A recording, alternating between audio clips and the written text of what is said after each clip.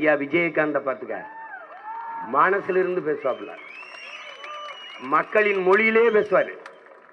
ஆனா ஐயா ஸ்டாலின் கூட இந்த மாதிரி சின்ன சீற்றா.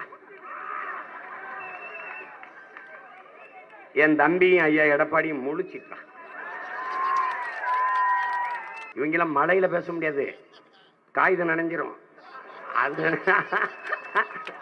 அதுக்கான பிரச்சனையை எழுதி வச்சு படிக்கிறவங்க இதயத்திலிருந்து பேசுறவங்கடா. டே ஏண்டா ஏனா வேகமாக கையை உயர்த்தவும், இங்க இடத்துல சத்தமாக பேசவும், அதானே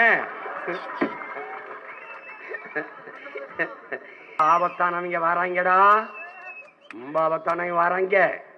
நீ உணர்ந்துக்கணும்டா. டிவிக்கே டிவிக்கே டிவிக்கேன்னு நான் என்னுடைய உச்சத்தை விட்டுவிட்டு, நான் அவ்வளவு வருமானத்தை விட்டுவிட்டு வானுவ வீட்டு வாசல எவன்டா நின்னா? உன் வாட்ச்மேன் கூட நிக்கலையடா. ஏண்டா இந்த மாதிரி போய் தலையிற? சேவை செய். நேரம் இங்க வா, கோயில இருந்து வெளியில வா, வெளியில வா, வெளியில வா, எங்க வா, என் புகவுலியே கும்பிடு.